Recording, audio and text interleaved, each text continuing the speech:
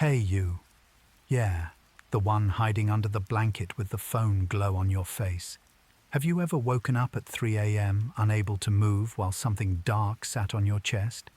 Science says that's happened to 70% of humans alive. Tonight we're pulling back the curtain on 100 real, proven, slightly creepy facts your brain already knows but never told you. We'll whisper them like ghost story style, slow and soft so you can shiver and still fall asleep. If these quiet little nightmares help you drift off, tap subscribe so more sleepy souls can find the spooky lullaby. Ready? Lights off, volume low. Let's begin. Shh. Come closer. Imagine the house lights are out, only one candle flickering on the dresser. I'm sitting on the edge of your bed in a black hoodie, voice barely above a whisper, like we're two kids at a sleepover too excited to sleep. Tonight isn't about jump scares. It's the Halloween party, where the ghosts are polite and the monsters bring blankets. We're going to tell true stories that feel like goosebumps under your skin, but every single one is backed by scientists in white coats who lost sleep proving them. You'll hold your hand if it gets too creepy, okay? Because some facts are scarier than fiction, and your brain already knows them all. It just waits until the room is dark to remind you. Listen. Hear that tiny creak in the hallway? That's the house settling. Or maybe it's the first guest arriving. Either way, you're safe with me. We're only here to peek behind the curtain, then tuck you in tighter. Breathe slow. The candle just leaned toward you like it's happy you came. Good. Let's open the door together. The party has already started, and every shadow is smiling. Picture this with me. All the facts you're about to hear put on little vampire capes for Halloween. They sharpened their teeth, practiced their evil laugh, then remembered they're actually here to help you sleep. They're going to crawl under the blanket with us, curl up like black cats, and whisper things that make your eyes go wide for half a second, then heavy the next, like, "Hey, did you know your body plays dead every single night? And it's completely normal?" Or, "That monster everyone sees when they can't move, same face in every country, every century." Creepy? Yes, true, 100%. But I promise each one ends with a soft blanket of, "and you're still okay." Think of me as the friend who tells scary stories but keeps the nightlight on. I've got your back. If your heart beats a little faster, I'll just talk slower until it calms down again. You ready to let the facts in? They're waiting outside your door wearing tiny capes, holding flashlights under their chins, trying to look spooky but mostly just excited to meet you. Open the door a crack. They'll tiptoe in, sit cross-legged on your carpet, and start with the gentlest one first. You'll be asleep before the last cape brushes the floor. Promise. Okay, lean in. While you're lying here thinking about tomorrow's to-do list, your brain is downstairs in the basement, turning off all the lights and inviting every ghost it's ever met.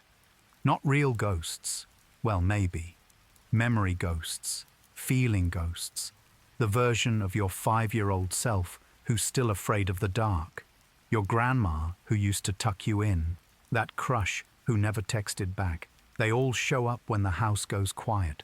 Your brain hands them cups of tea made from old emotions and says, "Go ahead, talk to them. They can't run away in here." That's why sometimes you wake up with tears on your pillow and no idea why. A ghost just said goodbye properly. Or why you suddenly miss someone you haven't thought about in years. They dropped by for a quick hug. Your skull is the safest haunted house in the world. Nothing can actually hurt you. The ghosts are only here to finish conversations the daylight was too loud for. So if tonight feels a little crowded under the blanket, it's just the party spilling upstairs. Say hi if you want. Or just let them dance quietly in the corners of your mind until they're tired. They always leave before morning. They're very polite like that. I'm not trying to scare you, I swear. But listen close. Every single night, when you finally drift off, your body temperature drops almost 2 degrees. Your heart rate slows. Your breathing gets shallow. To any doctor walking by, you'd look, well, recently deceased. Scientists even have a fancy name for it, sleeping like the dead. Your brain flips a switch and tells every muscle, Play corpse for a bit. That's why horror movies love shots of people sleeping. We literally practice looking dead for 8 hours. But here's the soft part. Lean closer. While your body is pretending to be a peaceful vampire, your brain is wide awake, throwing the wildest party you're not invited to yet. It's repairing cells, filing memories, turning today's pain into tomorrow's wisdom. So yes, you die a little, but only so you can wake up more alive than yesterday. Think of it like your soul clocking out for the night shift while your body lies perfectly still in the coffin-shaped bed. Creepy? A bit? True? Completely? Comforting? Once you get used to it. Next time your blanket feels heavy, smile inside. You're just practicing being beautifully, perfectly dead for a few safe hours so you can be beautifully, perfectly alive when the sun comes back. Night, night, little vampire. See you on the other side of morning. You know that feeling. You wake up, eyes open your eyes, but your body is frozen. Then something dark sits on your chest. Sometimes it has red eyes. Sometimes it's just pressure and terror. You try to scream, nothing comes out. 70% of people on Earth have met this visitor at least once. Every country, every language, same creepy guest. Canada calls it the old hag. Japan calls it kanashibari. Brazil calls it the pisadera with long fingernails. Science has a boring name, sleep paralysis. Your brain wakes up before your body remembers how to move. The demon, just leftover dream paint still stuck to the walls of your room. But here's what's wild. Everyone sees almost the same shadow figure. Like we all downloaded the same nightmare demo. I used to get it a lot. I learned to whisper inside my head, "Hey, I know it's you. You can go now." And it works. The weight lifts like someone turned down a volume knob. Tonight, if the visitor knocks, don't panic. It's just checking you're still breathing. Say thank you and watch it bow out. You're not cursed. You're not alone. You're just one of the billions who've stared into the same ancient dark and lived to yawn about it in the morning. Sweet dreams, brave one. The demon's shift ends at sunrise. Hey, feel your hands right now. They're warm, right? In about an hour, when you're properly tucked in and the room goes quiet, those same hands will turn cold as graveyard marble. Scientists stuck thermometers on thousands of sleeping people and watched the numbers fall. By 3 a.m., your core temperature drops almost 2 full degrees, sometimes more if your blanket's thin. That's the same drop doctors see in the first hours after death. Your skin goes cool enough that if someone touched your wrist in the dark, they might whisper, "Oh no." Your body does this on purpose. It's not dying. It's saving energy like a phone switching to night mode. Every organ slows down. Blood pulls inward, skin gets chilly so the brain can use all the power for its secret midnight projects. I used to hate cold feet until I learned this. Now, when my toes turn to ice cubes, I smile inside and think, good, the corpse switch flipped. Repair crew is on duty. Next time you wake up shivering at 4 a.m., don't curse the blanket. Your body just finished a deep clean and turned the thermostat down to vacuum the corners of your cells. Pull the covers tighter, wiggle your frozen toes, and whisper, "Thank you for the maintenance." You're not cold because something's wrong. You're cold because everything is working exactly right. The dead don't get to warm up again in the morning. You do. That first hot sip of coffee tomorrow, that's resurrection in a mug. Sleep cool tonight, little almost ghost. Morning will bring the sun back to your skin. Close your eyes and imagine total darkness. Not the soft black behind your eyelids, but the kind that has never known light. That's what some people live in every second, awake or asleep. Now here's the part that makes the hair on my arms stand up. When blind from birth people get sleep paralysis or nightmares, they still meet monsters. No eyes, no light ever, yet something huge and breathing leans over their bed. They feel the weight, hear the growl, smell the damp fur stench.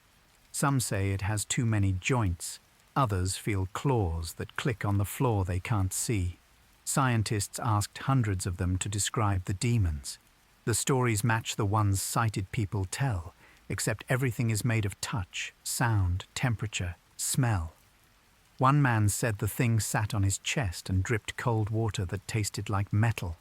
Another felt hot breath that smelled like a butcher shop. How does a brain that never saw a horror movie invent the exact same nightmare shape as everyone else? They think it's built into us, older than eyes. Some ancient alarm system that goes off when the body can't move and the mind panics.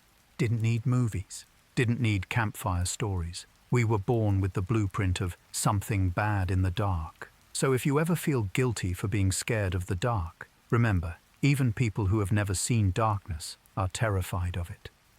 Tonight, when the lights are out and the room feels too big, know you're not weak.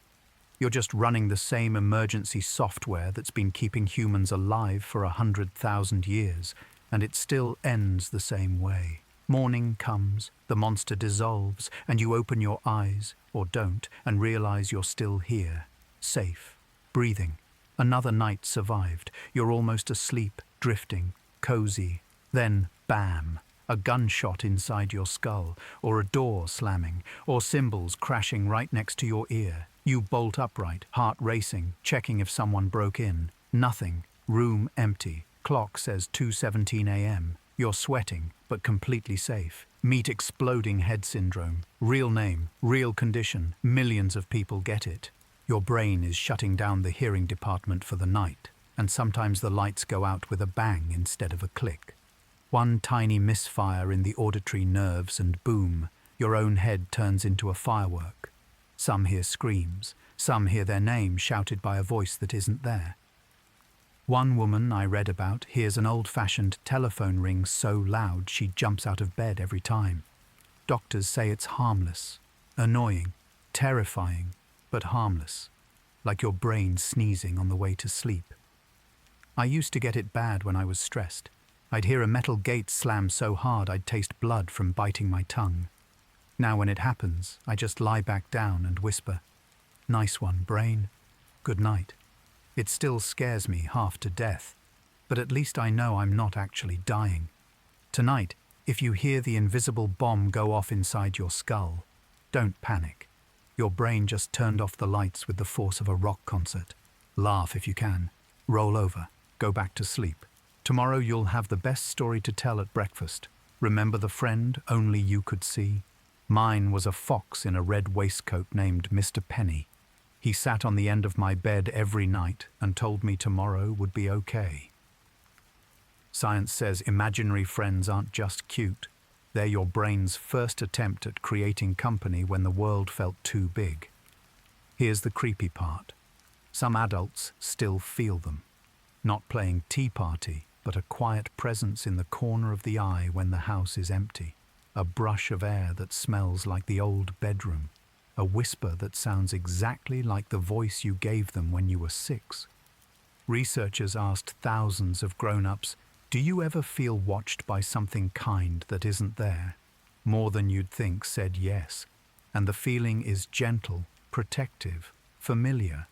Your brain built that friend out of pure love and loneliness. It never deleted the file. Sometimes, on the hardest nights, it dusts off the old program and lets Mr. Penny or Princess Sparkle or whoever stand guard again. I still catch a whiff of pipe smoke sometimes, Mr. Penny's trademark, when I'm crying in the dark. I don't see him, but the room feels less empty. So if tonight the air gets thick with that old safe feeling, don't brush it off as imagination. Say thank you. Your first best friend never really left. They just learned to be quieter when you grew up. They're still on duty. You're dreaming. Grandma walks in wearing the apron she died in, smelling like cookies and lavender. She sits on the edge of the bed, smooths your hair, tells you the thing you needed to hear for 10 years. You wake up crying, but calm, like someone just lifted a stone off your chest. Science calls these visitation dreams. They're different from regular dreams. Clearer, warmer. The person feels more real than the bed you're lying on. Researchers studied thousands of grieving people. Over 60% had at least one dream where the dead person spoke, touched, hugged, and the message stuck for life. The dead don't move their mouths weird. They don't float. They just show up, healthy, happy, and annoyingly on time. One man hadn't spoken to his brother in 20 years before he died. In the dream, his brother walked into the old garage, handed him a wrench, and said, "I was wrong. I'm proud of you." He woke up sobbing, but the anger was gone. 20 years healed in one 5-minute dream. Your brain keeps perfect recordings of everyone you've ever loved. When the pain gets too loud, it plays the tape in surround sound. Tonight, if someone shows up wearing their favorite old sweater, don't call it wishful thinking. Open your arms, listen close. They traveled a long way to tuck you in properly. Let them. Mourning can wait. Love doesn't need much time when it's real. Hey, don't lift your head yet. Stay right there, cheek pressed into the soft spot you love. That cool, perfect dent, it's mostly you, the old you, the you that flaked off while you were busy dreaming. Every single day you lose about 1.5 grams of skin. Sounds tiny, right? That's a full sugar packet of dead you drifting around your bedroom. Most of it lands exactly where your face spends 8 hours a night. After 2 or 3 years, scientists say up to 10% of your pillow's weight is literally flakes of your own body. Your forehead from last summer, your cheeks from crying last winter, the soft skin behind your ears that nobody ever sees. And living in that fluffy graveyard, millions of dust mites, microscopic 8-legged cousins of spiders that think your old face is gourmet. They eat, mate, poop, die, all in the dark while you snore. 1 gram of pillow dust can hold 15,000 of them having the time of their tiny lives. I used to gag when I read that. Now I just flip the pillow to the cold side and whisper, "Recycle me gently, little guys." Because here's the thing. They don't bite, they don't crawl on living skin, and they've been our quiet roommates since humans invented beds. They're basically nature's cleanup crew, turning yesterday's you into tomorrow's air. Tonight, when your cheek sinks in, feel how soft it is. That softness is literally you hugging you, every version of you that already did its job and stepped aside so new skin could grow. Creepy? Maybe a little, but also kind of beautiful. Your bed is a slow-motion phoenix made of your own ashes. Sleep tight on your personal cloud of former selves. They're keeping the spot warm for the you that wakes up tomorrow. Picture an octopus curled in its rocky den, eyes closed, breathing slow. Suddenly, its skin starts flashing, electric blue rings, red warning stripes, perfect camouflage ripples. Then it goes pure ghost white, then neon again, all while fast asleep. Scientists set up cameras and watched this happen over and over. The color changes match exactly what the octopus does when it's awake and hunting or hiding. They're convinced it's dreaming, replaying the crab it chased, the shark it tricked, maybe even imagining colors that don't exist on Earth. When it turns pale, that's deep sleep, the same stage we go limp in. 8 arms twitch like they're reaching for something just out of reach. 3 hearts slow down, ink cloud ready in case the dream gets too real. An animal with no bones and a brain split into 8 parts still dreams in technicolor. Smarter than most dogs, shy as a cat, and it paints its nightmares and daydreams on its own skin for the whole ocean to see, except the ocean is asleep too. I watched the footage once at 3 a.m. and felt less alone. Somewhere under the sea, something else is dreaming wild, impossible dreams, while its body flickers like a broken television. Tonight, when you change colors inside, happy yellow, anxious red, peaceful blue, remember your 8-armed cousin doing the same thing on the other side of the planet. Both of you turning feelings into light, nobody asked you to hide. Sleep well, little color shifter? Scientists tickled baby rats and discovered they make the happiest sound on Earth, an ultrasonic giggle way above human hearing, like tiny champagne bubbles popping. Then they put microphones on sleeping adult rats. Same giggles, whiskers twitching, paws paddling, little chirps of joy spilling out while they dream. They're replaying playtime, chasing each other through dream tunnels, being tickled by invisible hands. Even rats who live in sewers or labs still laugh in their sleep like kids at a birthday party. Researchers wear special headphones to hear it and say it's the purest sound they've ever recorded. One cried the first time because it was so unexpectedly joyful. Right now, under your floorboards, in walls, in cities and forests, millions of rats are giggling in frequencies only other rats can hear. A secret midnight comedy club happening inches from where you sleep. I used to hate the scratching sounds in my apartment. Now when I hear them at night, I just smile and think, someone's telling a good joke down there. Makes the dark feel softer somehow. Even creatures we call pests dream of being happy. Tonight, if you hear tiny scampering, maybe it's not creepy. Maybe it's a rat sleepover and someone just nailed the punchline. Sweet dreams to all the laughing rats. And to you too. You just lived an entire second lifetime, flying over cities made of music, talking to your dog who spoke perfect English, finding a door in your childhood closet that opened to the ocean. Then your alarm beeps, and 95% vanishes like smoke through fingers. Your brain does this deliberately. If it kept every dream in perfect HD, your memory would be a junk drawer of real and imaginary with no labels. You'd wake up unsure if you actually kissed that person or just dreamed it. You'd lose track of which life is the waking one.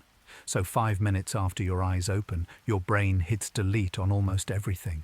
Only the emotional echo stays. The warmth, the fear, the missing. Sometimes it messes up and lets one slip through crystal clear.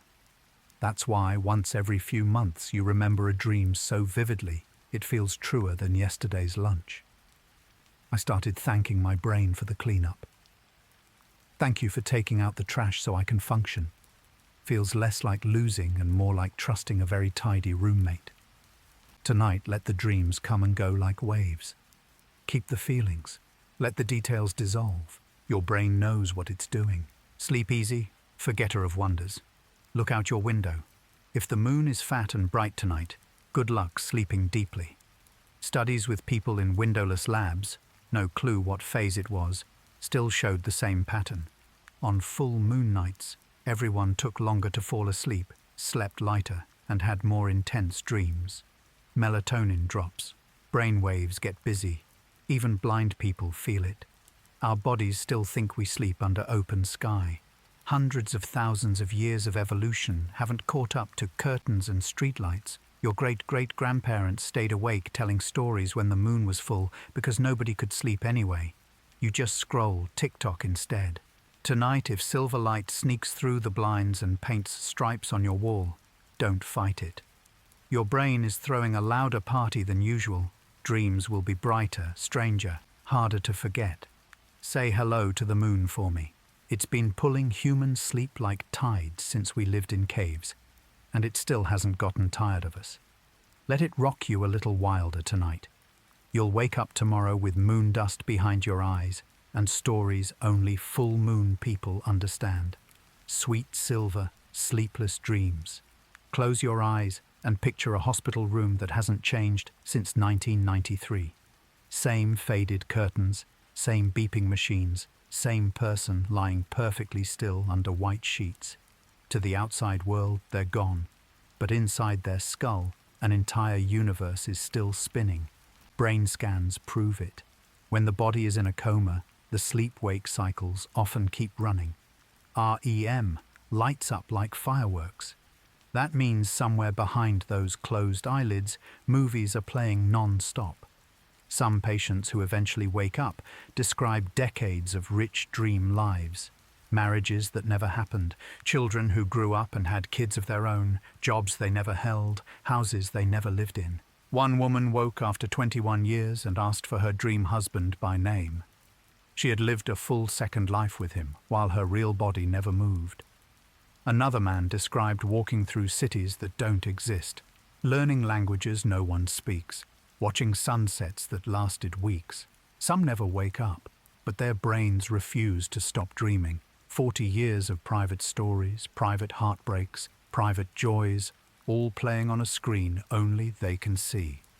Tonight, when you drift off for 8 short hours, spare a quiet thought for the people who've been on the same dream journey since the 1980s.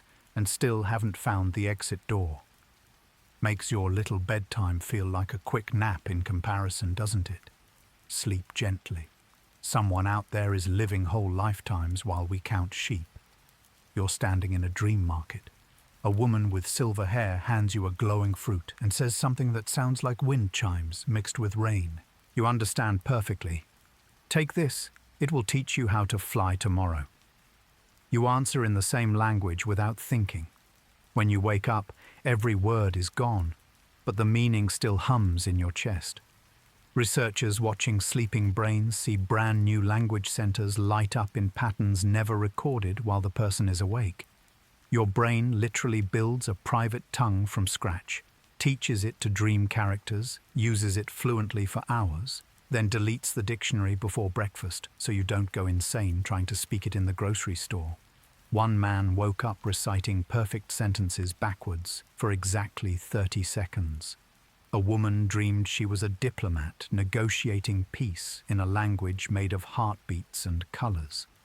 Kids sometimes wake up speaking full paragraphs of pure gibberish that feels meaningful to them. Tonight, if you suddenly understand a song sung by trees or a conversation between clouds, don't fight it. You're just attending a midnight language lab run by the smartest part of you. Class is optional, graduation is forgetting, and the final exam is sunrise. Enjoy the fluency while it lasts. Imagine opening your eyes in a police car, hands cuffed, covered in blood that isn't yours. You have zero memory of the last 6 hours. That has really happened, and juries have let the person after person walk free. Science calls it homicidal somnambulism. During deep non-REM sleep, the brain can switch on the walking and doing center while keeping the conscience, memory, and inhibition centers completely offline. The eyes are open, the body moves perfectly, but the person is still fast asleep. They can drive, cook, talk, and, in extremely rare cases, kill, then crawl back into bed with no clue. One man in Canada drove 14 miles, stabbed his mother-in-law, drove home, showered, and went back to sleep. EEG proved he never entered REM. He was in the deepest sleep stage the whole time. Not guilty. A British man strangled his wife while dreaming she was an intruder. Not guilty. Courts now accept that your body can commit perfect crimes while your mind stays innocent and snoring. The law says you can't punish someone for actions they literally did not take part in. Makes you wonder who's really steering the ship when the lights go out, doesn't it? Maybe tie an extra knot in your pajamas tonight, just in case. You know you've done it. Turned off the bathroom light super fast and sprinted to bed because for half a second it felt like the reflection stayed behind. Science says there's a tiny lag, less than 1/10 of a second, between you moving and the mirror copying you. But folklore from every culture says something else. Your shadow double hangs out in mirrors when you're not watching. Some sleep researchers noticed that right before falling asleep, people often report seeing someone else in the mirror across the room.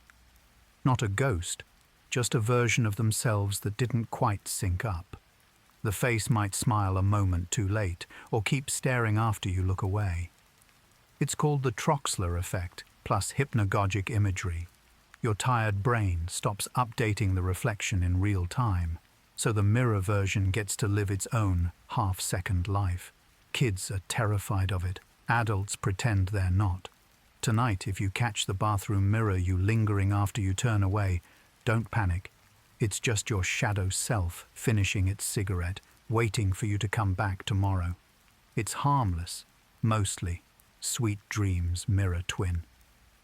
From Canada to Japan, Nigeria to Iceland, people who get sleep paralysis describe the exact same visitor. A wrinkled old woman with stringy hair who sits on their chest and steals their breath. Newfoundland calls her the old hag. Japan calls her kanashibari. Brazil has the pisadera with long, dirty fingernails.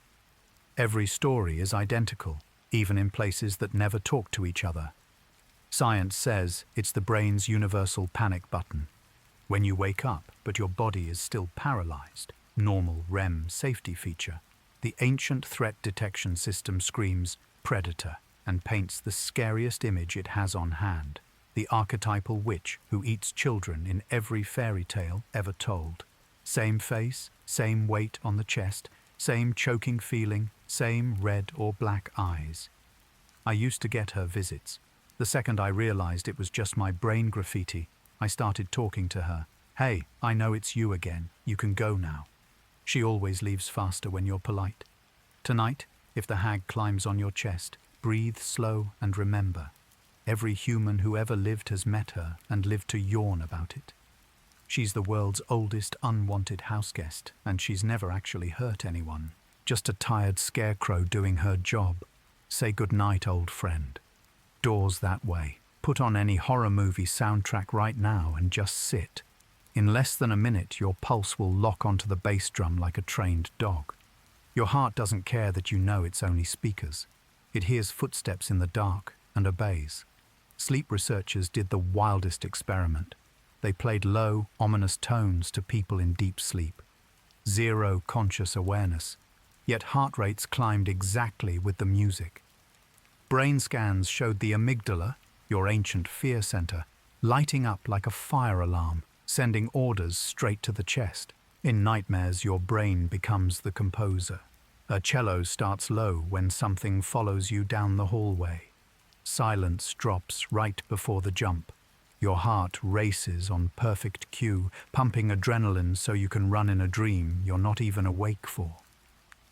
I once dreamed of hiding in a church while organ notes grew louder and louder.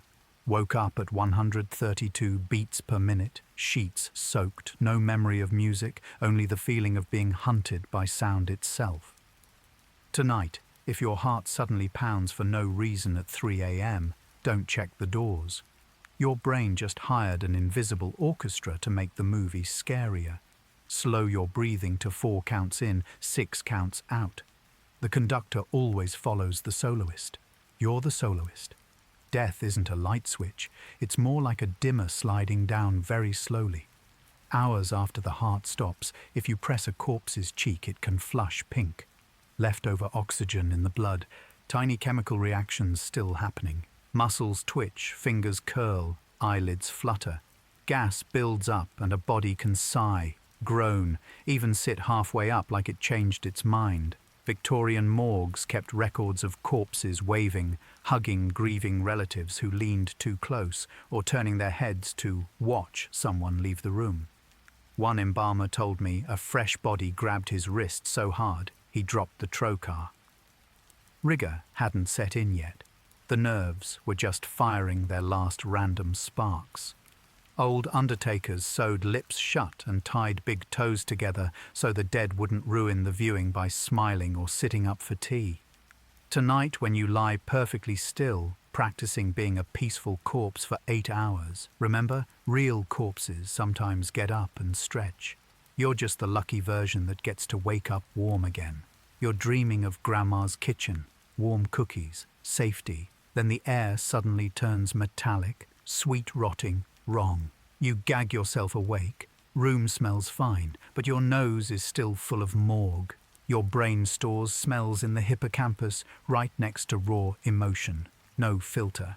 When it needs to say grief or final, it sometimes grabs the strongest scent file it has. The funeral home hallway, the vet's office after the shot, the loved one's body before the casket closed. One woman dreamed of hugging her dead dog and smelled the exact wet fur and cancer odor so strongly she vomited when she woke.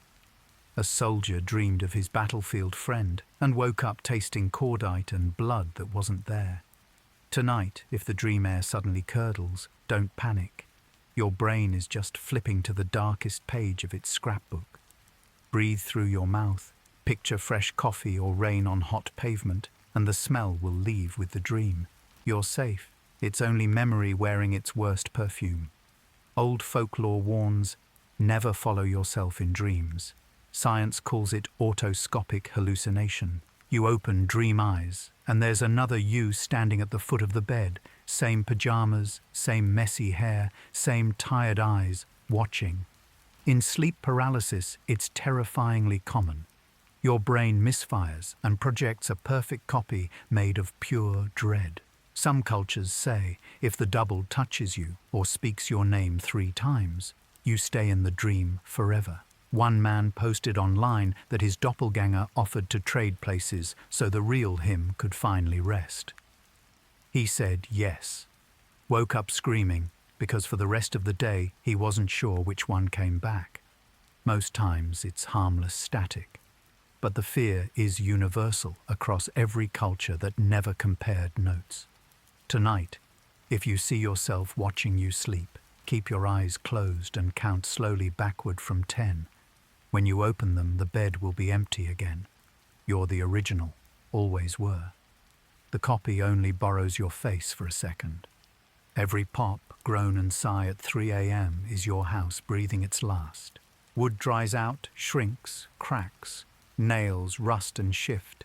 Foundations settle like tired bones. Old carpenters say houses have lifespans, usually 80 to 100 years. Then they start leaning, sighing, preparing to collapse.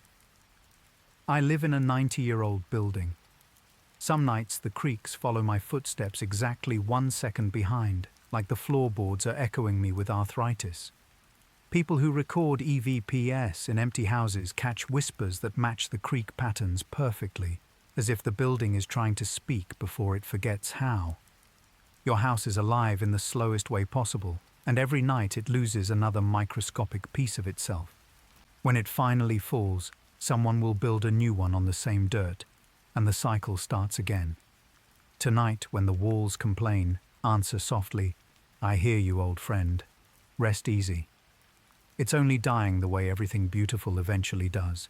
Scientists glued tiny electrodes to jumping spiders the size of sesame seeds and watched their eyes stop moving while their legs started paddling in perfect REM rhythm. Baby spiders dream more than adults, legs twitching like they're leaping across dream leaves. Even creatures with brains smaller than a pinhead replay the day, practice hunting, maybe imagine flying. One spider hung upside down in its web and twitched so hard it wrapped itself in a cocoon of dream silk by morning. If something that small and alien dreams, nothing on earth is truly empty at night. Tonight, while you're under cotton, somewhere a spider is under a leaf doing the exact same thing, legs dancing to private memories, makes the dark feel crowded in the coziest way. Rigor mortis is strange. Muscles stiffen 3 hours after death, then relax again around 24 hours later, sometimes dramatically. Gas builds in the abdomen, pressure shifts, and the body can jackknife upright like a horror movie cliché. Victorian morgues kept bells on fingers in case the corpse decided to sit up for tea. There are verified photos from the 1800s of bodies posed sitting because attendants got tired of pushing them back down. One modern funeral director told me his first week on the job, a fresh body sat bolt upright at 4 a.m. and stared at the ceiling until sunrise. He quit the next day. Now they use straps. Tonight, when you're perfectly still practicing being dead for 8 hours, remember, even real corpses get restless sometimes. Sleep is the gentlest rehearsal. Look down at your sheets right now. Invisible to you, up to 2 million dust mites are living entire lifetimes. They hatch, eat your dead skin, mate on your pillow, lay eggs, die, all in the time it takes you to watch one movie. A 10-year-old mattress can weigh double its original weight because of mite poop and corpses. They're arachnids, 8 legs, no eyes, transparent bodies you'd need a microscope to see. They don't bite, don't carry disease, just quietly recycle yesterday's you into tomorrow's dust. I started saying goodnight to them like weird pets. Tonight, when your cheek sinks into that perfect soft spot, know it's soft, because millions of tiny creatures spent years turning your old face into fluff. They're nature's cleanup crew, and you're their 5-star restaurant. Sleep tight on your living graveyard. Every single night your brain runs a quiet simulation. What if you stop breathing right now? It drops your heart rate, shallows your breath, lowers blood pressure, and watches. If everything keeps working, it relaxes and lets you drift deeper. If something's wrong, it slams the panic button and you wake up gasping. It's called the chemoreceptor reflex test, but basically, your brain rehearses dying, so it's ready if it ever happens for real. Falling dreams, choking dreams, buried alive dreams, all training scenarios. One researcher said we die a little every night on purpose, so we're experts at staying alive. Tonight, when you feel that heavy drop into sleep, know your brain is gently testing the off switch to make sure it still flips back on. You've passed the test millions of times. Sweet, almost death. About 1 in 8 people see their dreams only in shades of grey, like old movies. Brain scans show their visual cortex lights up differently. Less colour processing, even while asleep. They meet people, watch sunsets, eat strawberries, everything monochrome. Some didn't realise until they were adults and someone described a red dream. One woman said her entire dream life looked like film noir until the night her father died. Then suddenly everything burst into colour for the first time. She woke up sobbing because she finally saw his eyes properly. Scientists think it's genetic, or maybe tied to how much colour TV you watched as a kid. Tonight, if your dreams are silver and shadow, you're not broken. You're just watching the classic version. Enjoy the cinematography. You've seen it. Your cat freezes mid-step, ears forward, pupils huge, staring at an empty corner like someone just walked in wearing yesterday's skin. Science hooked up cat brains to EEGs and found spikes in the exact areas that process movement and threat when there's literally nothing there. Veterinarians say cats have more rods in their eyes than we do. They see flickers we miss. Their whiskers detect air currents so subtle a human hair falling would feel like a truck. Add a hearing range twice ours and suddenly the room is full of things only they notice. Some researchers think cats are watching dust motes dancing in infrared, or pressure changes before storms, or maybe just remembering where a ghost mouse used to live. Others quietly admit they have no idea. My cat used to stare at the ceiling and purr at exactly 3:33 a.m. every night for a month after my grandmother died. Same spot. Same soft purr like she was answering someone. Tonight, when your cat suddenly locks onto empty air and refuses to blink, don't laugh. They're not crazy. They're just the only ones polite enough to greet whatever walked in. Sweet dreams, ghost translator. That glow from your screen isn't just bright. It's daylight in a bottle. Your brain sees blue light and screams, morning, even at midnight. Melatonin, the sleep hormone, drops by up to 80% after 2 hours of scrolling. Your body thinks the sun exploded and it's time to hunt mammoths.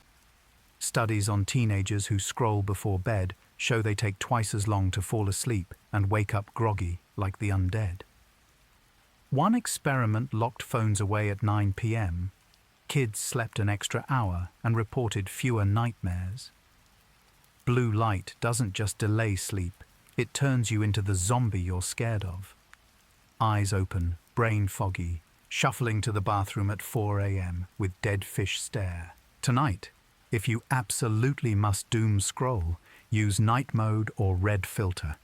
Your ancestors never had to fight cave lions with a glowing rectangle telling them it's noon forever. Put the phone down an hour before bed. Let the real dark come back. Your melatonin will thank you by knocking you out like a gentle brick. Sleep tight, non-zombie. In the 1800s, fresh corpses were fair game. Doctors hooked batteries to dead bodies and watched legs kick, arms rise, faces twist into screams. They called it galvanism. One famous show in 1803, they wired a murdered criminal named George Forster. When they zapped his face, his jaw clenched, one eye opened, and the crowd ran screaming, thinking he came back. Mary Shelley saw these shows as a child and wrote Frankenstein because of them. Sometimes bodies sat up, pointed at the audience, or clenched fists so hard the ropes snapped. Doctors were trying to find the spark of life. They found only leftover electricity dancing in nerves that hadn't realized the party was over. Tonight, when you feel that random muscle twitch as you drift off, smile. You're just running a tiny Victorian experiment on yourself. No batteries needed. Your own brain is the mad scientist. This one started as a joke to prove how fast misinformation spreads. then became internet legend. Actual scientists say it's almost impossible. Spiders avoid human breath.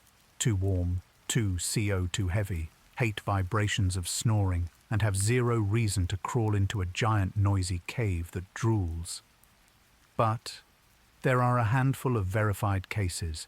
One guy in England woke up choking on a house spider that had wandered in. Another woman found a live one in her mouth after a camping nap. Statistically, you'd have to sleep 3,000 years for 8 accidental spider snacks. Still, the myth lives because it feels true when you wake up with a tickle in your throat at 3 a.m. Tonight, keep your mouth closed if you're worried, or just accept that if one tiny explorer does take a wrong turn, it's more scared of you than you are of it. Sweet dreams, spider-free, probably. Set the thermostat to 15 degrees Celsius and watch the nightmares bloom. Sleep labs cooled rooms and recorded twice as many negative dreams. Falling, being chased, teeth crumbling, endless dark hallways. Your body thinks cold equals danger.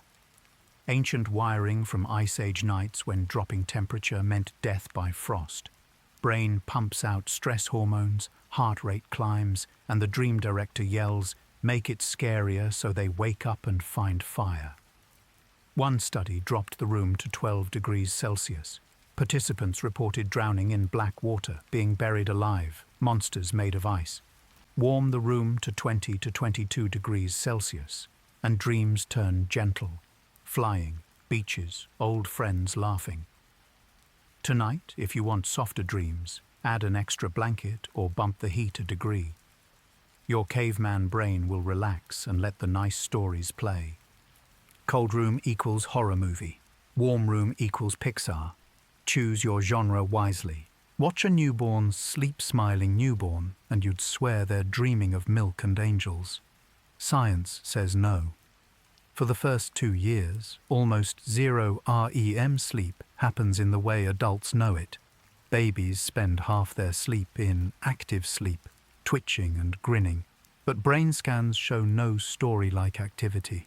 No flying, no monsters, no grandma's kitchen, just random electrical storms wiring the brain from scratch. Dreams need memories and imagination to stitch together. A baby has neither yet. Their nights are pure static, turning into future personality. Around age 2 or 3, the first real dreams appear, simple, bright, often about animals or falling. That's when kids start waking up crying about the tiger under the bed that wasn't there yesterday. Tonight, when you drift into your complicated movie-length dreams, remember you earned them the hard way. 2 years of blank screen sleep, while your brain built the theater from nothing. Babies sleep like angels because they literally have nothing to haunt them yet. Sweet blank dreams, little one. Think an angry thought right before sleep and watch it grow fangs all night. Think a loving one and wake up wrapped in warmth you can't explain.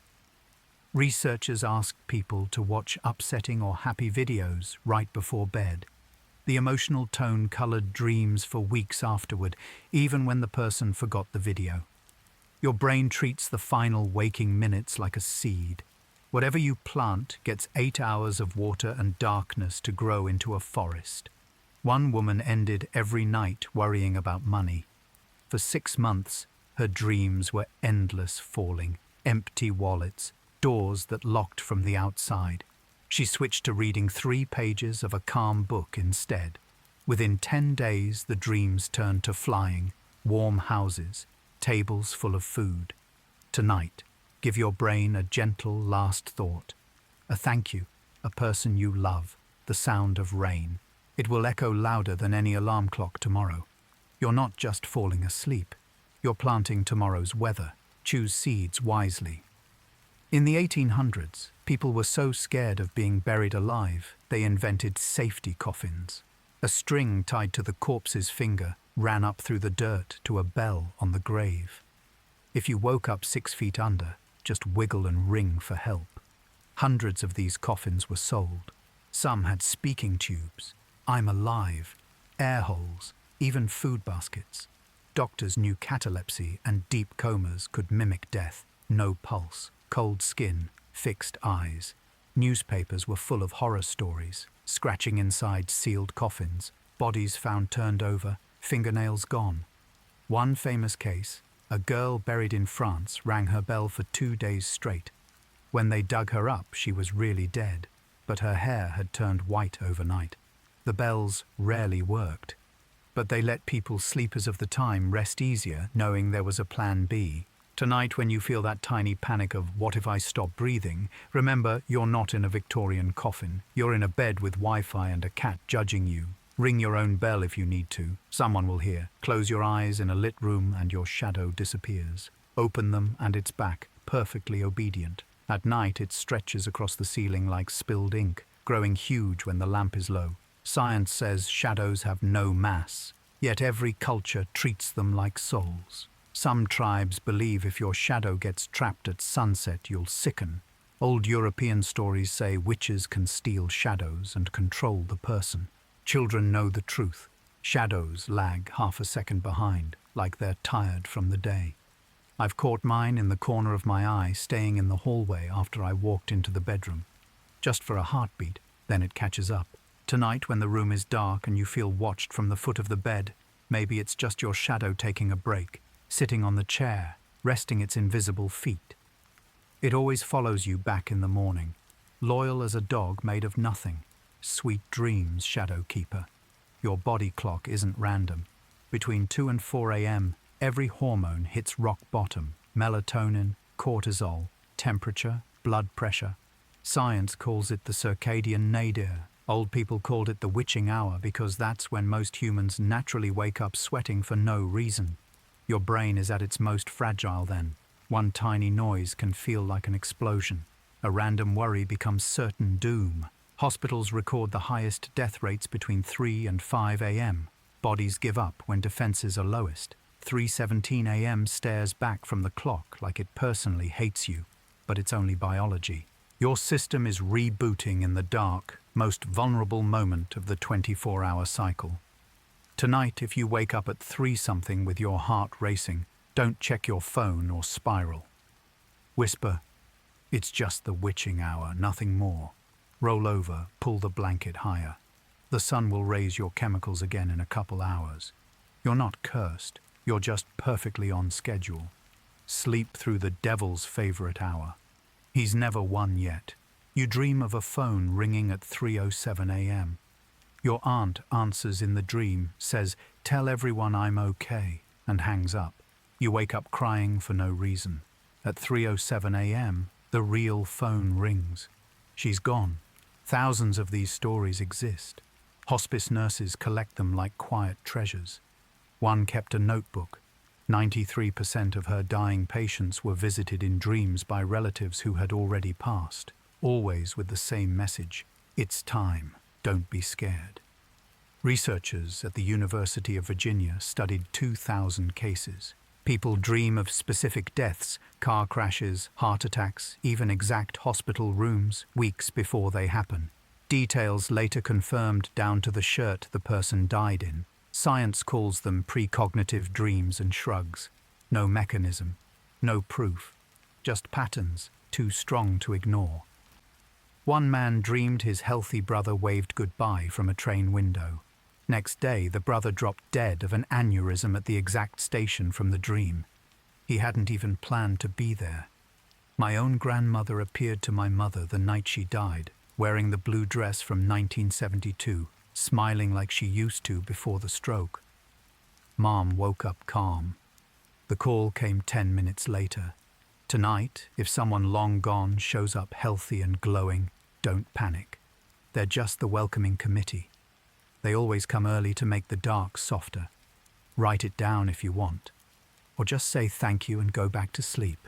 Love keeps perfect timing, even when science can't read the watch. Monsters have rules. Every culture agrees. They wait at the edge of the bed, but they're not allowed past the blanket line. Child psychologists asked thousands of scared kids, "Why are you safe under the covers?" Every answer was the same. "The blanket is magic. They can't touch me if I'm covered." Turns out adults secretly believe it too. We just call it feeling safer under the weight. Weighted blankets reduce anxiety by 60% in studies because pressure tricks the nervous system into safe mode. Your lizard brain reads blanket pressure the same way it reads being held by a parent. One sleep lab tested it. They removed blankets from terrified kids mid-nightmare. Panic spiked instantly. Returned the blanket. Heart rates dropped in under a minute. My friend swears her childhood monster lived in the closet but never crossed the blanket border. She's 32 and still sleeps with the covers over her shoulders. Just in case. Tonight, when you pull the blanket to your chin, know you're following a rule older than language. The monsters agreed to the treaty a long time ago. They can huff and puff, but the fabric is the DMZ. Stay inside the lines and you're untouchable. That's the deal. Owls rotate 270 degrees because their eyes don't move. Dreams do the same trick. You're facing forward, then suddenly you're watching yourself from the ceiling. Then from behind your own eyes again, all without turning.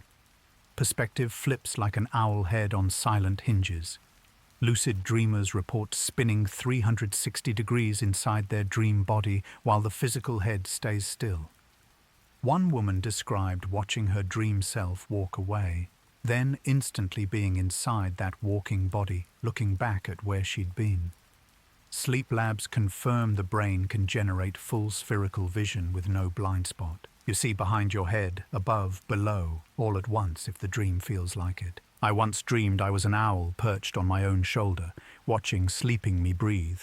When I turned my owl head, I saw the entire room from every angle simultaneously. Woke up dizzy. Tonight, if your point of view suddenly swivel spins like a haunted security camera, don't fight it. Your dream just grew owl bones. Enjoy the impossible neck. The monsters never see you coming. Miss one full night of sleep, and your brain starts autophagy on steroids. It literally eats damaged cells to survive, but it gets sloppy. By 24 hours awake, neurons start digesting their own connections. Memories blur, emotions go haywire. Hallucinations creep in because the cleanup crew is drunk. After 48 hours, microglial cells, the brain's janitors, go into overdrive and start eating healthy tissue too. One study showed permanent neuron loss in rats deprived for days. World War II interrogators knew, keep someone awake 3 days and they'll confess to anything because reality dissolves. I once pulled 2 all-nighters. On day 3, I saw shadow people in the corner and cried because my coffee looked sad. Tonight, when your eyes fight to close, listen to them. Your brain isn't being lazy, it's begging not to be eaten alive. Let it feast on dreams instead of itself. 8 hours of gentle cannibalism in the right direction keeps you whole. Sleep is the only meal where you're both the diner and the dish, and somehow you wake up fuller. Not literally, but your brain thinks so. Every time you lock eyes with your reflection, the mirror neurons fire and create a ghost copy of that exact moment. The longer you stare, the stronger the imprint. That's why old mirrors in antique shops feel haunted. Not because of ghosts, because of all the eyes that stared into them for decades. One experiment, people stared into a mirror in dim light for 10 minutes. Over half saw their face morph into strangers, animals, or dead relatives. The brain fills gaps with stored faces when the reflection gets fuzzy. I avoid looking in the bathroom mirror when I wake up at 3 a.m. Last time my reflection smiled 2 seconds after I stopped. Tonight, if you catch the mirror, you lingering after you turn away, remember, it's just the echo of every version of you that ever checked if they looked okay. It's keeping your pieces safe until morning. Sweet dreams, mirror keeper. All of you is coming back at sunrise. Close your eyes right now and listen past the fridge hum, past the clock, past your own breath. There, a soft whooshing, like distant waves inside seashells. That's your blood rushing through arteries so close to your eardrums you can hear the river you live in. In perfect silence, an anechoic chamber where even heartbeats echo. People hear this first. Then they hear their nerves firing like tiny static. Then the creak of eyeballs moving in sockets. The human body is a noisy house when the world finally shuts up. Astronauts in space hear it constantly. No air, no outside sound, just the endless ocean inside their skulls. One said it felt like being a seashell that learned it was alive. Tonight, when the apartment finally goes quiet and you think you're alone, press your palm gently over one ear while lying on your side. Listen. That's you carrying oxygen to every secret corner of yourself, 24/7, without ever asking for applause. It's the lullaby your mother's heart sang to you before you were born. Same rhythm, smaller shell. Let it rock you. You're floating in the only ocean that will never let you drown. You wake up at 3:33 a.m. and see your dead grandfather standing at the foot of the bed, clear as daylight. He smiles, fades. You're wide awake, heart racing, but the room is empty. Neurologists have a gentle explanation: hypnagogic hallucination plus memory surge. When you're half awake, the brain sometimes fires random neurons in the exact pattern that used to light up when that person was alive. For 3 to 5 seconds, you get a perfect hologram made of pure electricity. It happens most when you're exhausted or grieving. The brain pulls the file labeled safe person and projects it into the dark because you needed comfort right then. One widow saw her husband every night for a month after he died. He always stood in the same spot, hands in pockets, smiling like he used to when she couldn't sleep. She started saying, "Thank you, I'm okay now," and he stopped coming. Like the brain finally got the message the job was done. Tonight, if a familiar shape appears in the corner of your eye, don't reach for the light switch too fast. It might just be your own electricity trying to tuck you in. Say goodnight back. Ghosts made of love are always polite when spoken to. Remember the little plastic star plugged into the wall that painted soft galaxies on your ceiling? You're 35 and still sleep better when there's a tiny glow somewhere in the room. Science knows why. Total darkness spikes cortisol. Even a photon or two tells the ancient part of your brain, fire exists. Predators can be seen. You may rest. Hotels put nightlights in bathrooms because guests sleep deeper.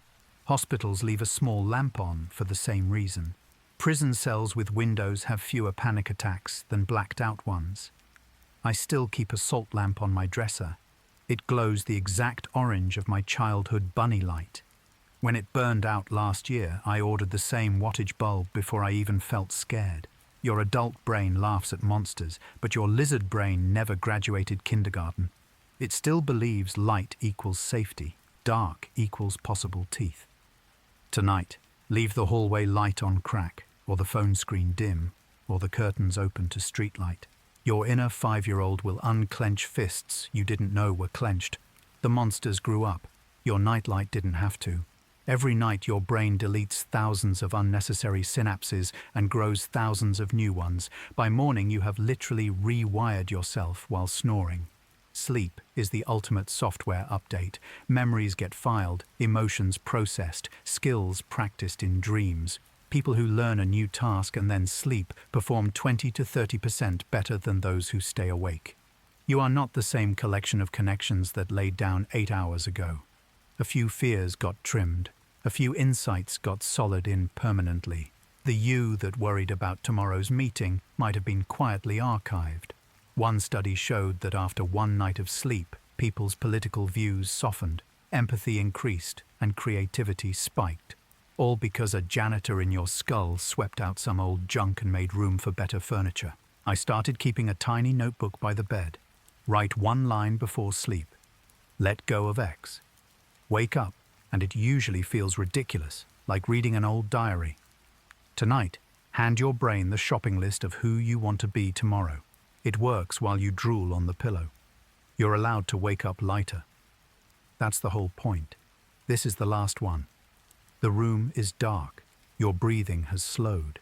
Everything we talked about tonight, the tiny oceans in your ears, the loving ghosts made of electricity, the childhood nightlight still on duty, is circling quietly above your bed like soft moths. Nothing in this universe wants you to be afraid of the dark. Not your blood, not your memories, not even the dust mites having their midnight picnic on your pillow. They're all on the same team. The blanket is warm. The air is kind. Even the shadows learned manners a long time ago. Whatever showed up tonight, whether it was wonder, a little shiver, or just the deepest nothing, it was custom made for your heart right now. Let the last thought be this: you are the safest thing in this room. Everything else is here to help you rest. Close your eyes. Softer, softer. Something gentle has been waiting under your pillow since the day you were born. It's finally allowed to hold you. Good night, beautiful sleeper. Tomorrow you'll be slightly new, completely loved, and quietly braver than yesterday. I'll be here when you want more quiet stories. Until then, drift. You're already home. The whole night is tucking you in. You're walking down a hallway that smells like your primary school. Shoes. Suddenly you notice your hands have 6 fingers. You stop. You look straight at the impossible hand and whisper inside, "Wait, I'm dreaming." The air changes. It's like the whole world lets out a breath it's been holding since you fell asleep. The walls soften. The lights brighten. Even the floor feels happy under your feet. Everything was pretending to be solid and scary just to keep you from breaking the dream too early. Now the mask drops. Your subconscious steps forward wearing your own face, smiling like, finally, you noticed. It hands you the keys to every rule you ever believed was real. Want to fly? Just lean forward. Want to talk to someone who's gone? They're already walking toward you. Want the ocean in your bedroom? The ceiling ripples and becomes waves. I've done it hundreds of times. The second I say, "This is a dream," gravity forgets my name. One night, I turned a nightmare monster into a puppy just by laughing at it. It wagged its tail and apologized. Tonight, watch for the tiny clue. A purple sky, a talking cat, your dead goldfish swimming in the air. When you see it, don't brush it off. Smile, say the magic words, and watch the night turn into the kindest playground ever built. You're not trapped. You're the architect who forgot they were wearing the hard hat. Take it back. The night has been waiting for you to wake up inside it. You fall asleep at 11:17 p.m. Inside the dream, you live 3 full days, breakfast with friends who moved away, a wedding on a cliff, a quiet funeral for someone you haven't met yet. You wake up at 11:42 p.m., 25 real minutes, 3 dream days. Einstein was right. Time is relative, and sleep is the best proof. Brain scans show that during REM, the prefrontal cortex, your inner clock, goes offline. No minutes, no hours, only story. That's why a 10-second dream can feel like a lifetime, and a whole night can vanish in what feels like one deep breath. Some people report living entire decades. One man woke from a nap crying because he had grown old, watched his dream children have children, then died peacefully, all in 40 real minutes. Tonight, when you close your eyes, you're stepping into a place where time is optional. You can spend a year walking on a beach that only exists while your body breathes 16 times. Don't rush. Don't check the clock. Let the dream stretch. Let it shrink. Let it loop if it wants. When morning comes and only 8 hours have passed, smile. You just took the longest, shortest vacation in the universe. Welcome back, time traveler. The stranger on the train who gave you directions. The child laughing in the garden. The monster with too many teeth. Look closer. Same eyes. Same curve of the mouth. Same tiny scar on the left eyebrow. Every single character is you in costume. Your brain doesn't have storage for billions of unique faces, so it recycles the one it knows best, yours, and dresses it up. Changes the hair, the age, the clothes, the voice, but the blueprint stays. That's why dream people sometimes morph when you stare too long. The mask slips and you see yourself looking back. Psychologists call them dream avatars. The kind stranger is the part of you that wants to help. The angry boss is the part you're scared to express. The child is the part that still needs protecting. I once hugged a dream version of my 10-year-old self who was crying because nobody came to her birthday. When I held her, she turned into light and melted into my chest. I woke up crying, but lighter. Tonight, when someone in your dream feels familiar, even though you've never met, look into their eyes and say hello to the costume party inside you. They're all waiting for a hug, or a thank you, or permission to leave the stage. Be kind to every face. They're all coming home to the same address, your heart. The monster is chasing you again. Same dark hallway, same pounding heart. But this time, you remember, this is your movie. Stop running. Turn around. Look it straight in the eyes and say, new plan. Watch what happens. I've turned chasing monsters into friendly dragons that gave me rides, turned falling into flying, turned drowning into breathing underwater like a mermaid. One night, a faceless figure kept screaming my worst fears at me. I walked up, handed it a flower and said, "You don't have to do this job anymore." It started crying, shrank into a child and asked for a hug. I woke up at peace for the first time in months. Your subconscious isn't your enemy. It's a scared kid holding a flashlight under the blanket trying to warn you about something. When you face it with love instead of fear, it drops the mask every time. Tonight, if the nightmare starts, don't wait to wake up. Change the channel, right there in the dark. The remote has always been in your hand. You just forgot during the scary parts. Your room goes dark. Your phone screen fades. Your thoughts slow to syrup. At that exact moment, something bigger exhales. Streetlights dim a little. Crickets lower their song. Even the stars seem to lean closer, like they've been waiting for you to stop moving so they can rest too. Old poets knew this. They said the whole world dreams when humans dream. Modern science quietly agrees. The planet's electromagnetic field calms when billions of brains enter REM together. It's why nights feel different in big cities versus empty countryside. More dreamers equals softer night. I've fallen asleep on trains and felt the carriage gently rock everyone into the same quiet ocean. Strangers' heads nodding like flowers closing at sunset. Tonight, when your eyelids finally win, know you're not alone in the drift. The moon dims its flashlight. The wind curls up. The entire night pulls the blanket higher and whispers, for a few hours, stops pretending to be awake. Everything is waiting for you to lead the way into rest. You're not just one person sleeping. You're the conductor of the largest lullaby ever written. Close your eyes. The symphony is ready. Good night, maestro. We'll all wake up when you. Somewhere behind your eyes is a leather-bound book with no title.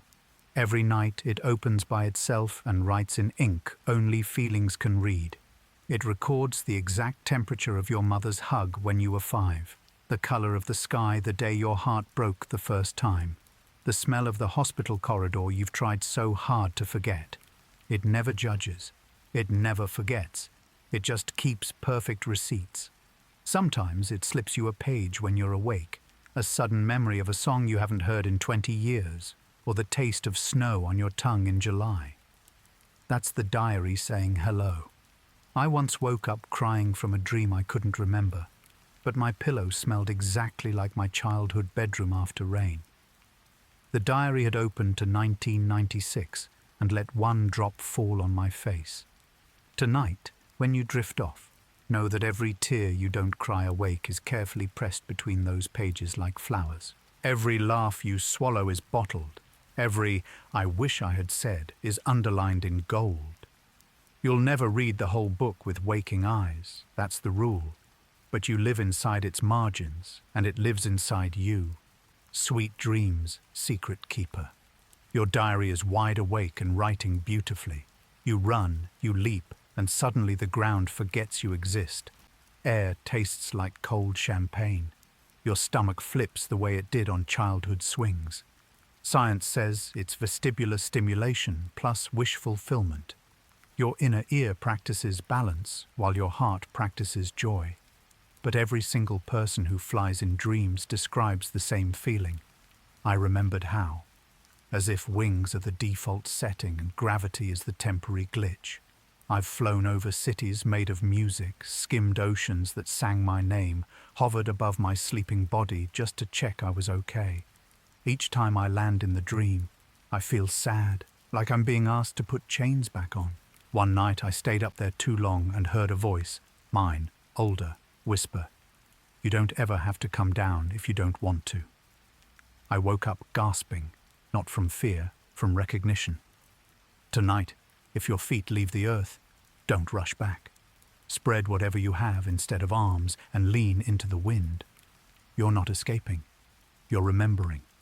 The sky has been keeping your spot warm since the day you learned the word impossible. Every time you stand on a swaying rope bridge, fog below, wind screaming, you think it's about fear of heights. It's not. That bridge is every single transition you're living right now. New job, ending love, moving cities, becoming someone your old self wouldn't recognize. Look back. The shore you left is already crumbling. Look forward. The other side is hidden in cloud, but you can feel it's solid. Your subconscious keeps putting you in the middle so you practice trusting the sway. I once dreamed the bridge was made of my own spine. Every step cracked a vertebra. Halfway across, I sat down, cried, then realized the cracks were letting light in. When I stood up again, the bridge had turned to gold. I woke up and quit the job that was killing me that same week. Tonight, if you find yourself on a bridge, don't run. Stand in the center. Feel the shake. Say thank you to every board that held so far. Then take the next step. The fog always clears exactly when your foot needs somewhere to land. You built this bridge with every brave choice you were too scared to notice. You're already on the other side. You just haven't arrived yet. You're standing on a beach and the sea is breathing with you. When you're calm, it's glass. When you're heartbroken, it rages without wind. Every wave is a feeling you haven't named yet. Dive in and you'll swim through memories. Schools of silver fish that are laughter from 2009. Dark currents of grief you thought you buried. Warm patches where love still floats. I once dreamed I was drowning in black water. Instead of fighting, I opened my mouth and let it in. It tasted like every tear I never cried. When my lungs filled, I could suddenly breathe. I woke up lighter than I'd been in years. Another night, the ocean was shallow and warm, and every person I'd ever loved was swimming toward me, laughing, whole. Tonight, if water appears, puddle, pool, endless sea, don't be afraid to get wet. Walk in up to your knees, your waist, your heart. Ask it what it wants to say. Then listen with your skin. You can't drown in your own emotions. You can only learn to swim. You open your eyes. The ceiling is familiar. The dream is gone. Or so you think. That golden city you were walking through, still there, folded small behind your left eye. The person who hugged you so hard you cried. Waiting patiently in the pause between heartbeats. The version of you that could fly. Perched on your shoulder, invisible, practicing takeoff every time you laugh. Dreams don't stop existing when you wake. They just turn down the volume and slip into the walls like polite houseguests. That's why déjà vu feels like remembering. You've been here before, last night, when the rules were softer. That's why a certain song can make you cry for no reason. It's the soundtrack from a scene you lived while snoring. I started saying good morning to the dream every day. Thank you for the visit. See you tonight. Sometimes I catch glimpses, a flash of color that doesn't belong, a scent of rain indoors, the feeling of flight right before I step off a curb. Tonight, when you wake up tomorrow, don't slam the door. Leave it cracked. Whisper thank you. The dream is still in the room, curled up like a cat, waiting for dark so it can stretch again. You're never as awake as you think you are. And that's the most comforting secret of all. You're frantically turning pockets inside out, panic rising, door locked, everyone waiting. Then you stop, Close your dream eyes. Breathe once. Say inside, I already have the key. Feel it appear in your palm, warm, familiar, like it was never gone, because it wasn't. Every lost key dream is your subconscious tired of watching you search outside yourself for answers that live in your own chest. The key has your name etched on it in tiny letters you forgot how to read when you were awake. I once spent an entire dream searching a rainy city for keys to a car I didn't own. Finally sat on a wet bench, laughed and said, I'm the key. The car started without one. Woke up knowing exactly what to say in the conversation I'd been avoiding for weeks. Tonight, if the keys vanish again, don't dig through drawers. Put your hand over your heart. Feel the click before you even turn it. You never lost anything. You just forgot where home keeps its doors. Pockets empty, heart racing, ID gone, money gone, photos of people you love gone. You're suddenly nobody. That's the terror. Your wallet in dreams isn't cash. It's proof you belong in the world. Driver's license, old movie ticket, that note your best friend wrote in year 8. All the tiny anchors that say, this is me. When it disappears, your subconscious is asking, what if everything that proves you're real vanished? Would you still know who you are? Next time it happens, stop searching. Stand still. Put your hand on your chest and say, I am still me. Watch the wallet appear on the ground or in your hand, or turn into light that floats back into your heart. I did this once, and the wallet became a glowing seed. I swallowed it. Woke up knowing my worth was never in plastic cards. Tonight, if the panic starts, remember, no thief can steal the beat that kept going even when you forgot your own name. You are the only ID the universe ever needed. Suitcases open, clothes everywhere, clocks screaming, plane leaving. You keep folding and refolding the same blue shirt like it's the most important decision in the world. Your subconscious is showing you the departure lounge of a new life, but part, you're negotiating with the old one. I dreamed this for months before I left a toxic relationship. Every night, the same suitcase, same panic, same shirt. Then one night, I stopped packing, looked around the room, whispered, thank you, walked out empty-handed. The luggage floated behind me like obedient balloons. Woke up and booked the ticket for real. Tonight, if you're stuck in the packing loop, try this. Close the suitcase. Leave it. Watch the scene shift. Suddenly, you're barefoot on new ground, lighter than air. The dream isn't about clothes. It's about permission to travel with nothing but the parts of you that still fit. Everything you actually need is already wearing your skin. Hallway smells like floor wax and pencils. Lockers slam. There's the kid who bullied you, now small and shy. There's the quiet one who sat alone, now glowing. They're not cameos. They're unfinished homework from your soul. The bully is forgiveness class. The quiet kid is self-compassion class. The teacher who saw something in you is reminder class. I once walked those halls and finally told the mean girl, I understand why you were hurting. She cried, turned into light, and the hallway became a garden. Another night I sat with lonely dream me and said, you were enough then, and you're enough now. The bell rang, and every door opened to sunshine. Tonight, if the school bell rings, don't run to class. Walk slowly. Hug whoever shows up. Say the thing you never said. You graduate when you stop needing the lesson. Until then, they'll keep saving you a seat. Take it. The final exam is love. Tiny fingers grip yours with impossible strength. Huge eyes look straight into your soul like they already know everything. That baby is never someone else's. It's the part of you finally ready to exist. The creativity you buried, the joy you muted, the courage you thought was too late. I held a dream baby once that had my adult eyes. It laughed and suddenly I could paint again after 10 silent years. Another time the baby was crying and turned into the book I kept saying someday to. I fed it words and it grew pages. People who nurture dream babies wake up starting businesses, picking up guitars, making phone calls they postponed for decades. The baby grows fast in dream time.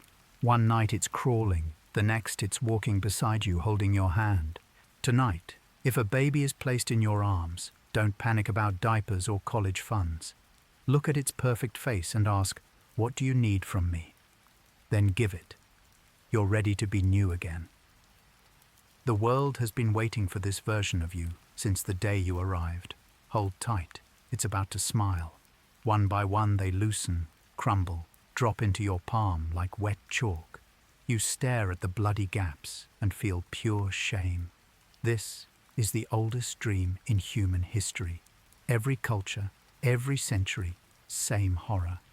Your teeth are the mask you show the world.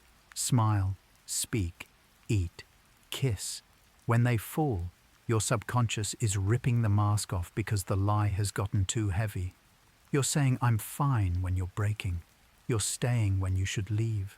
You're pretending to be smaller than you are. I dreamed my teeth turned to glass and shattered while I was giving a speech. Woke up knowing I had to stop performing confidence I didn't feel. Quit the fake smile job the next month. Next time it happens, don't spit them out in panic. Hold the broken pieces gently. Ask, "What truth am I afraid to speak?" The answer will arrive before morning. Then watch the teeth grow back stronger, real this time. You're suddenly bare in the grocery store, classroom, office. Everyone looks. You wait for the laughter, the pointing, the shame. It never comes. They smile like you're brave, because this dream isn't punishment. It's graduation day. Your subconscious has stripped away every costume you've been hiding in. The perfect act, the tough act, the "I don't need anyone" act. Naked is the moment before rebirth. I dreamed I was naked, walked through my old high school, and every person I feared just nodded like finally. Woke up and posted the photo I'd been scared to share for years. Nothing bad happened. Everything good did. Tonight, if the clothes vanish, don't cover up. Stand tall. Feel the air on every hidden part. The audience isn't judging. They're relieved you stopped pretending. You were never the clothes. You were always the light underneath. You're at a funeral. The casket is open. You walk up and look inside, your own face, peaceful. Everyone is crying for the version of you that just died. This isn't scary. This is mercy. Your subconscious just threw the gentlest goodbye party for the you that carried too much, apologized too often, stayed too small to keep others comfortable. The mourners are old habits wearing black. The flowers are every "thank you for your service" you never said to yourself. I once attended my own dream funeral and felt overwhelming relief. Woke up and deleted contacts that drained me, changed my hair, started saying no without explanation. Best day of my life. Tonight, if you find yourself in black holding roses, drop them gently. Say, "Thank you for getting me this far." Then walk out into the sunlight wearing whatever color feels like breathing. The new you is waiting at the cemetery gate with open arms and no luggage. White corridors, antiseptic smell, kind nurses who look like people you've loved in other lives. You're the patient, or the visitor, or both. This isn't about physical sickness. This is soul surgery. Your subconscious wheeled you in while you were awake and distracted, then started stitching the wounds you smile through every day. The IV drip is pure forgiveness going straight to the vein. The heart monitor beeps in the rhythm of "You are enough." I once woke from a dream hospital feeling brand new, scars I didn't know I had suddenly pale and quiet. Next time you smell that clean dream smell and hear soft voices, lie back. Let them wheel you where you need to go. You'll check out carrying only what still belongs to you. Healing always smells like this. A package appears on the dream table, wrapped in paper that feels like sunrise. You tear it open, a violin you never learned, a camera that sees souls, a tiny glowing seed. These aren't random. They're abilities you once said, "I'm not talented enough," or "maybe when I'm older," or "people like me don't get to." Your subconscious saved them, polished them, added a bow made of patience. Hold the gift to your chest. Feel it humming like it missed you. I received a paintbrush in a dream and woke up painting for the first time since childhood. The colors knew my name. Tonight, if something is placed in your hands, don't put it on a shelf. Unwrap fully. Say thank you out loud. The talent has been waiting longer than you have. It chose you first.